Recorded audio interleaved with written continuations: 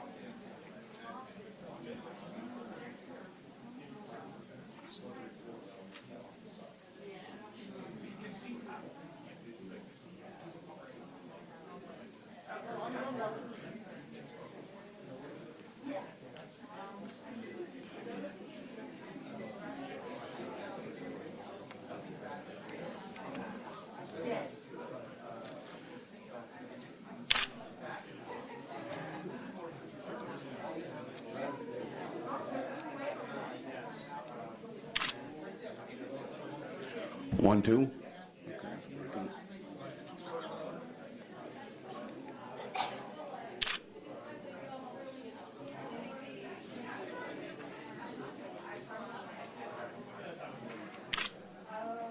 All right.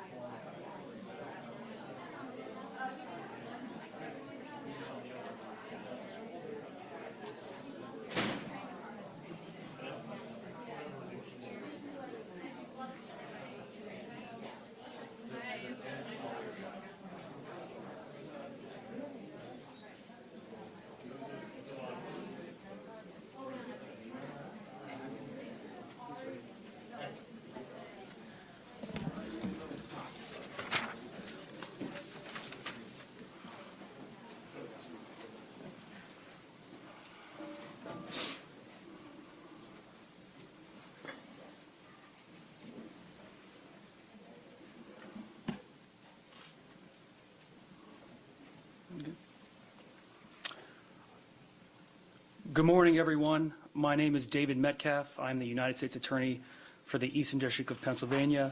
I'm pleased this morning to be joined by FBI Deputy Director Andrew Bailey and FBI Special Agent in Charge Wayne Jacobs. I'm also joined by AUSA's Lou Lappin and Jerome Iatico from the U.S. Attorney's Office. Competition is a basic element of human meaning and human purpose. Many of us, we love sports, we watch sports, we play sports because it fulfills a basic need for the competitive spirit and the need to belong to something greater than ourselves. In a messy world, we often turn to the purity of sports to cheer for something that represent us and our values and where we come from. When criminals pollute the purity of sports by manipulating competition, it doesn't just imperil the integrity of sports betting markets, it imperils the integrity of sport itself and everything that sports represent to us, hard work, determination, and fairness. And when that happens, the Department of Justice will step in to protect what is a sacred institution of American life. And that's what we're doing here today. We are stepping in, and our office is announcing criminal charges against 26 defendants that we allege perpetrated a transnational criminal scheme to fix NCAA Division I men's basketball games, as well as Professional Chinese Basketball Association games. In the indictment and related filings that we unsealed today, we allege an extensive international criminal conspiracy of NCAA players, alumni, and professional bettors who fixed games across the country and poisoned the American spirit of competition for monetary gain.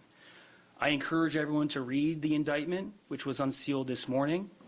It alleges violations of sports bribery and fraud laws, but in its essence, this is a prosecution of the criminal corruption of collegiate athletics. And as we allege in the indictment, this was a scheme that spanned 3 years and eventually enveloped 17 NCAA Division I men's programs, dozens of college athletes, and fixed games. I'll speak for a moment about the indictment and encourage everyone to read it. It will spell out in detail the scheme. I will give an overview of it with two qualifications. The first is, at this stage, these are just allegations. Every defendant is presumed innocent until proven guilty beyond a reasonable doubt in a court of law. And second, again, I am just giving a sketch, an overview of the conspiracy.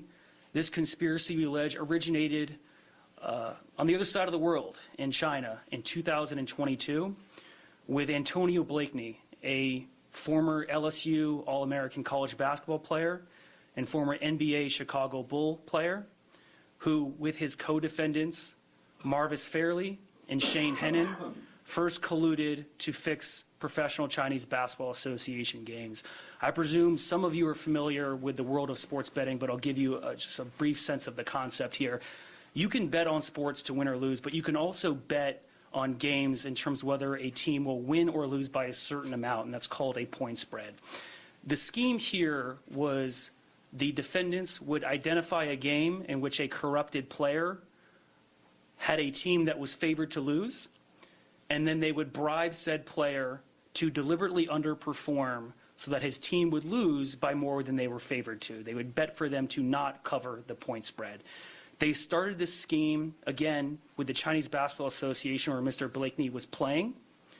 And Mr. Fairley, Mr. Hennon, and Mr. Blakeney eventually made a lot of money. Mr. Blakeney was a standout star in the Chinese Basketball Association. He was averaging 32 points a game at the moment that this conspiracy started. In the first game, he scored 11 points.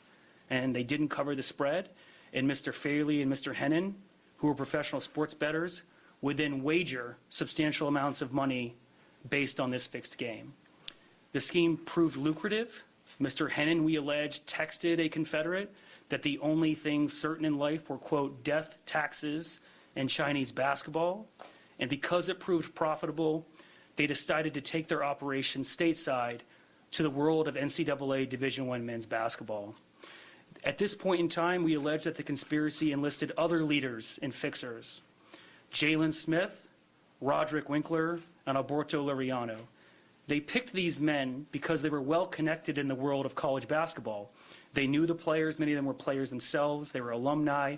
They were trainers. They were recruiters. They were networkers. They were people of influence. And because of that influence, they added gravitas and legitimacy to the scheme. And they were able to recruit players on NCAA Division I basketball teams to fix games. And how the scheme worked is Mr. Fairley, Mr. Hennon, and these other leaders would bribe NCAA basketball players to the tune of $10,000 to $30,000 per game. The player would then agree to deliberately underperform in the game in which his team was favored to lose by a certain amount of points. They would then try to lose the game by more than that amount. So, for example, if a team was favored to lose by 4 points, the player would receive a bribe to underperform so that his team would lose more than that. They did so with carefully orchestrated FaceTime calls to obscure and prevent their communications from being intercepted and recorded. They recruited other players. They had players recruit their teammates. And this scheme and this conspiracy eventually mushroomed. It eventually enveloped 17 NCAA Division I programs, 39 players, and 29 games that we allege were either fixed or attempted to be fixed. I'm not going to go through every team, school, and game, but I think you all get the point. This was a massive scheme. It enveloped the world of college basketball. And it included conferences such as the Big East, the Atlantic 10 Conference, the Sun Belt, the Horizon League. It involved games against nationally ranked programs. It involved games in the playoffs of conference championships. It was a significant corruption of the integrity of sports. Once a player received a bribe, Mr. Fairley and Mr. Hennon would then place substantial amounts of money to the tune of hundreds of thousands of dollars per game to enrich themselves, to the tune of an aggregate loss of millions of dollars and fraudulent sports bets on bribed and fixed games. As we allege, this was a significant and rampant corruption of college athletics.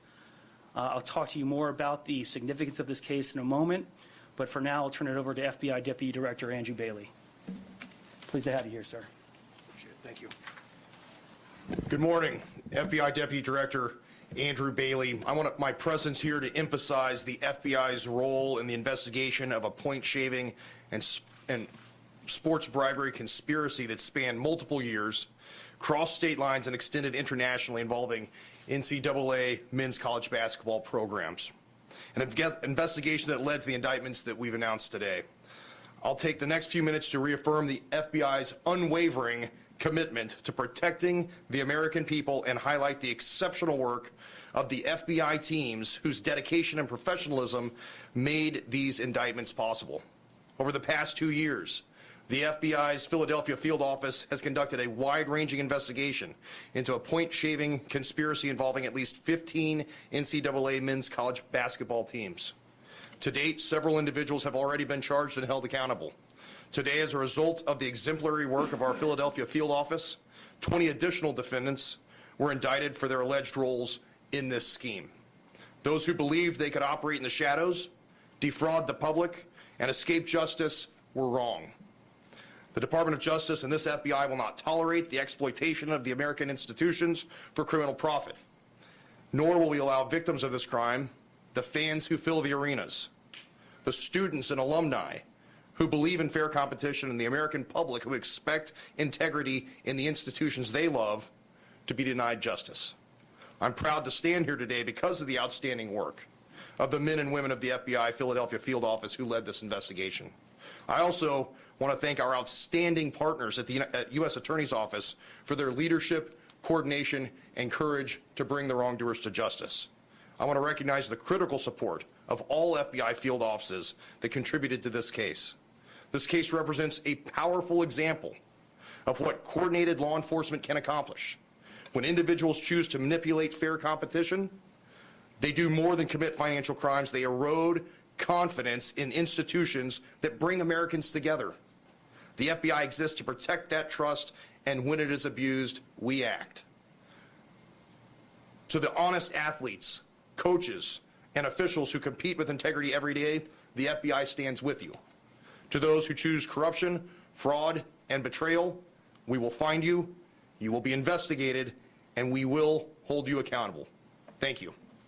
With that, I'm going to turn it over to Special Agent in charge of our FBI field office here in Philadelphia. All right, thank you, sir. I do want to begin with a thank you to you. Your presence here this morning means a lot to the office, means even more to the case team. Thank you. Thanks to the U.S. Attorney's Office, U.S. Attorney Metcalf, to the prosecutors here for your work. Obviously, without your work and support with respect to this investigation, none of what we're talking about here would have been possible. The legitimacy of sports rests on fair competition, earned outcomes, and honest play. We expect athletes to embody the very best of hard work, skill, and discipline, not to sell out to those seeking to corrupt the game for their own personal benefit. When money is used as a tool to influence outcomes, it does not just taint a single game, it tears at the trust in the results that we cherish. The crimes alleged in today's indictment are not victimless. This was a calculated scheme designed to manipulate outcomes, deceive fans, corrupt athletes, and undermine credibility of our leagues and institutions. Yesterday's indictment reflects our commitment to protecting the integrity of sports at every level. It marks the second time in just a few months that the work of the FBI has illuminated the scourge of sports bribery. While the indictment marks a significant step in our investigation, our work continues as we're committed to aggressively identifying, investigating, and charging others who seek to profit by fixing games. Behind every bet is a record of the transaction, a piece of data that we, along with our partners, are continuing to exploit to identify anomalies which may be indicators of similar behavior. This approach is enhanced by our partnerships with governing bodies and with regulatory and private sector partners who will continue to leverage to hold us to account and put an end to this conduct. Today's arrests and indictments would not have been possible without the tireless efforts of the employees of the FBI, the agents, the analysts, the professional staff, whose expertise, persistence, and commitment to justice over the past 2 years were the driving force behind this investigation. We're also grateful for the close coordination of the United States Attorney's Office, the support of our fellow FBI field offices, each of whom played a critical role in bringing this case together. This is a team sport. Defending against corruption relies on the awareness and action of all participants, both on the sidelines and on the court. Let each of us standing here today, side by side, serve as a clear warning to professional and collegiate athletes and to anyone who seeks to manipulate them that there is nowhere to hide. The short-term gain will never be worth the long-term loss. The consequences are real: federal criminal charges, permanent damage to careers, and lasting harm to reputations. These are the shots that no athletes should take. Thank you.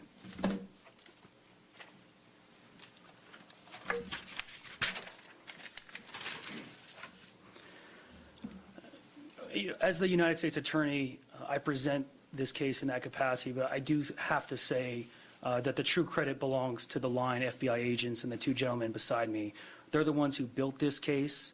It took a great degree of effort, grit, determination, the type of values that you would see in sports. I'm glad you said this is a team sport, because it is.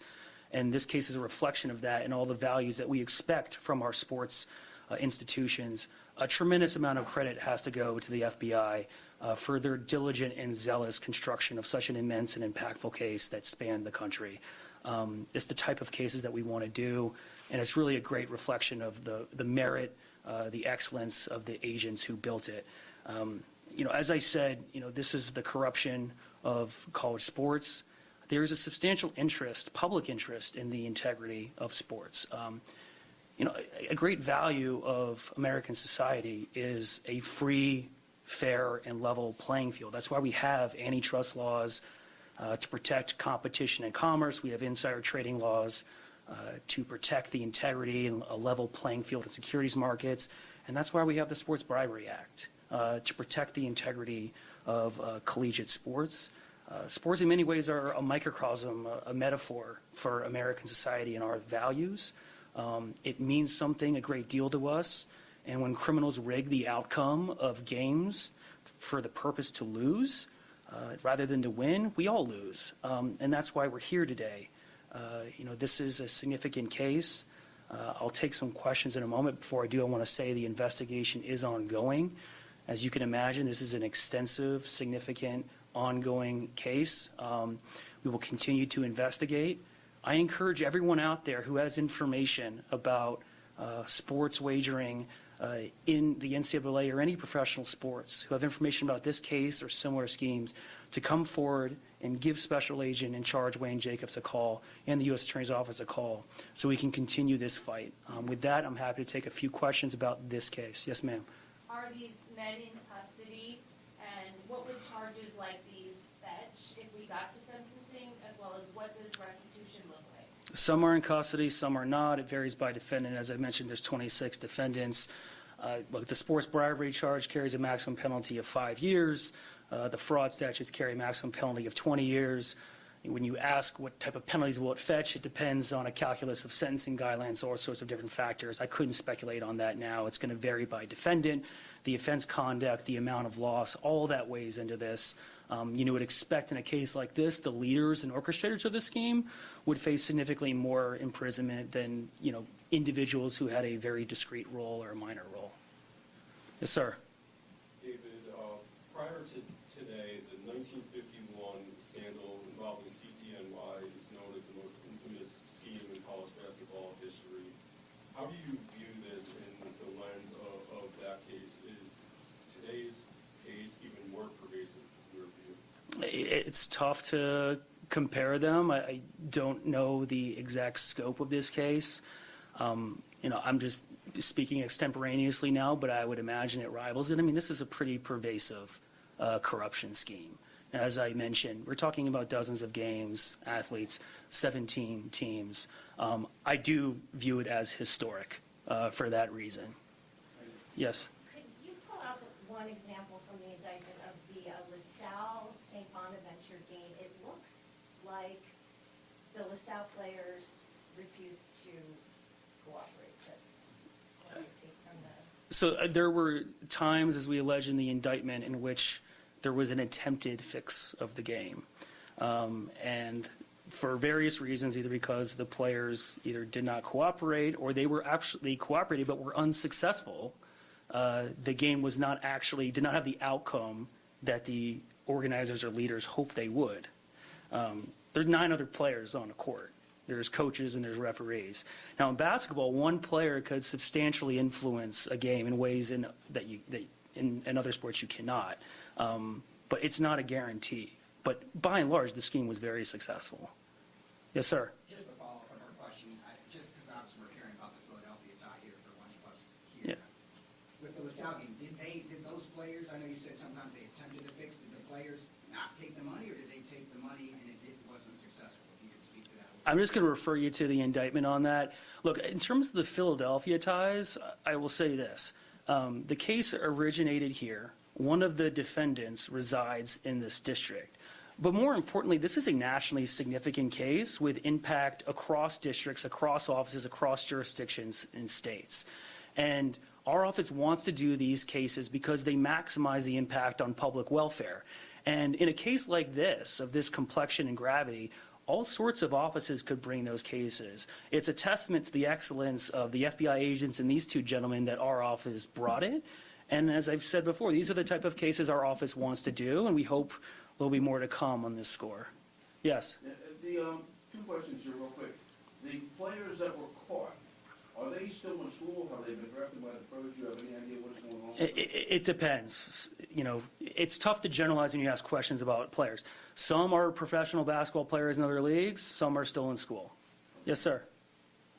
Just a two-pronged thing. One, first of all, 5 of the players and I think the attorney believe were charged elsewhere.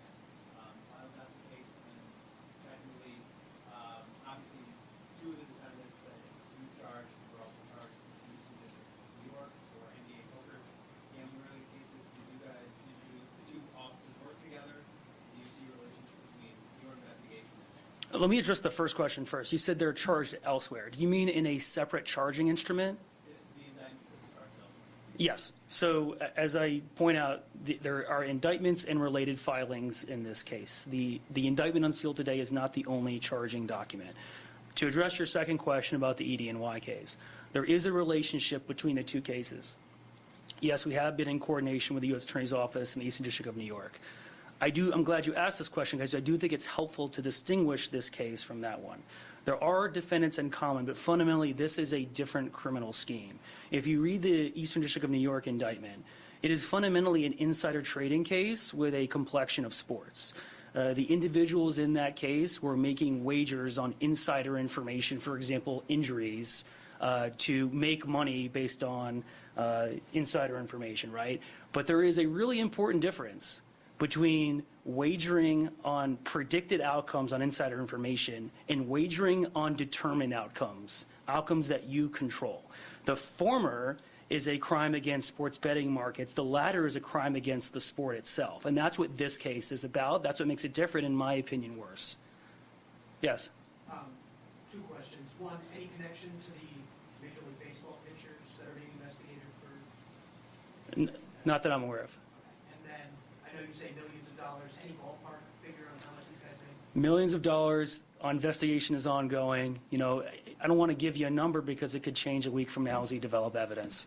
Yes, sir. What do you think it says about sports or society that these types of gambling investigations are becoming significantly more common? I'm a prosecutor, you know, not a policymaker. I can't speak to that. You know, he mentioned the 1951 case. There have been a spate of these gambling cases recently. Now, I will say that the evidence in this case shows that the monetization of college athletics and athletics generally through the liberalization and proliferation of sports betting markets, as well as the normalization of compensation athletics, furthered the enterprise in this case. But it's complicated, right? I mean, as we allege in the indictment, you know, certain players were targeted because they were somewhat missing out on NIL money. And this was being done, they were being targeted so they could supplement their NIL compensation, you know. Whether or not they would have done or not done a particular crime based on whether other athletes are being paid or themselves, I don't know. Again, that's the question for policymakers to answer. What I will say is this. We're not going to sit here on the sidelines while this regulatory landscape figures itself out. The Department of Justice is going to step in. As Deputy Director Bailey said, as Special Agent in Charge James said, we're going to step in to combat the corruption of this sport. Regulators and policymakers, I'm sure, will have to adapt to this, and everyone's figuring this out. I'm a sports fan. We're all figuring out this landscape. But we're going to act to make sure that this doesn't happen. Yes? Last question I had was, the people that actually legitimately bet and legitimately lost, there's no recourse for them. They've lost their money. I have no idea. I mean, that's not our decision to make. If you're talking about whether the sports books will refund their money, that's a question for them. I will say that the victims in this case span every sector of American life. Deputy Director Bailey just mentioned the fans, right? You also have the honest athletes, the teammates of these players who are working their tail off. I'll speak personally for a moment. I'm a college athlete. Jerome's a college basketball player. We all wake up every day to hard work with a team. You mentioned the team sport. As a collective, sports taught me everything that I know. Every good quality I have is from sports. Hard work, adversity, learning how to lose. This totally flies in the face of all of that. And we lose a lot. Everyone is victimized by this case. It's not just the people who lost money on the sports betting games. That's what I hope I would convey to you, is to think of the victims in this case in a far more broad way. Yes, sir? Can you elaborate at all more on how these guys were so seemingly able to access so many players so easily? Yeah, I think, again, that is a critical part of the scheme. I'm glad you asked that question. Because the leaders of this conspiracy, we allege, were successful because of their connections in the college basketball world, and it varied, both formally and informally. They were players, they were recruiters, they were trainers. Defendant by defendant, again, I would just refer you to the indictment. One more question, yes. How did you first get knowledge of the scheme? Obviously, I see that it says I'm not going to answer that question. I'm not going to divulge sources and methods. What I will say, again, is repeat, my ask to everyone, if you have information about this scheme or others, to please pick up the phone and give us a call. Thank you, everyone, for your time. I appreciate it. Thank you. Jalen Smith We're is good. not the Thanks. Chicago Bulls player, right?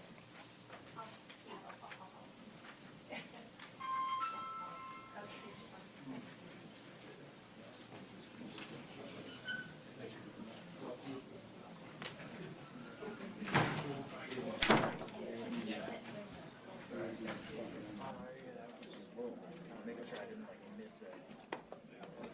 Wrong info with my son. Oh no,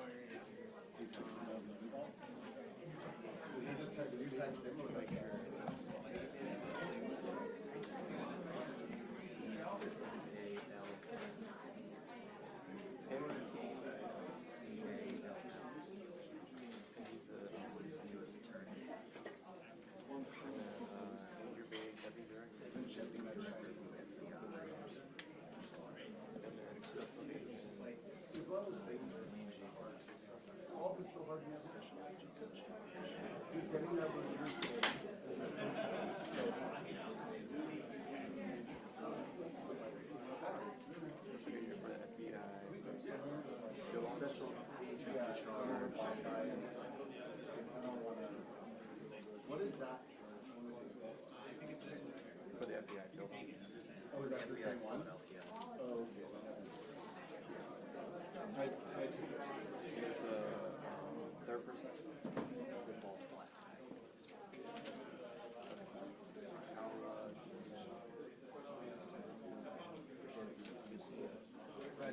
Do you?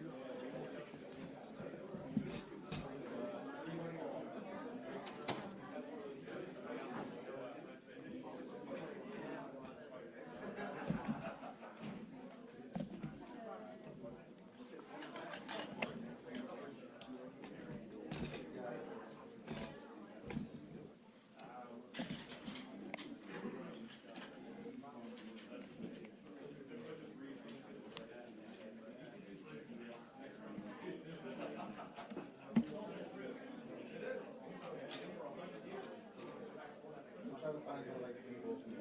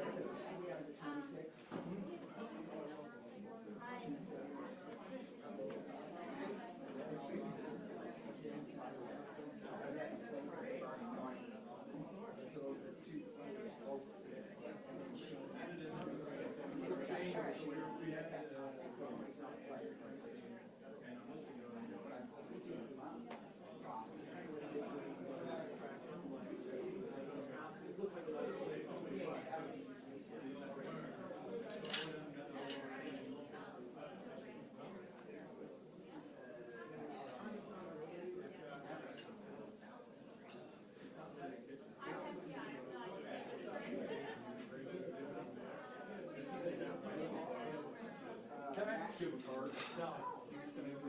No, I've got it. Same time in Philadelphia.